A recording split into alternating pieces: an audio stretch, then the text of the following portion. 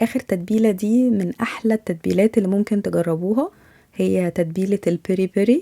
ليها طريقة مختلفة شوية بس الطعم بجد في الاخر حاجة كده خطيرة. علشان نعملها هحتاج واحدة فلفل رومي احمر، 5 فصوص توم، بصلة كبيرة متقشرة، واحدة طماطم، كل دول متقطعين مكعبات. هنزلهم في الصينية، هزود عليهم معلقة زيت زيتون ورشة ملح، وهدخلهم الفرن يتشووا ربع ساعة لحد ما الخضار ياخد لون بالشكل اللي انتوا شايفينه. هنقل كل ده في خلاط، هزود عليهم عصير ليمونتين، نص معلقة صغيرة هريسة او شطة حسب ما تحبوا، معلقة كبيرة ملح، فلفل اسود، ربع كوباية من المية.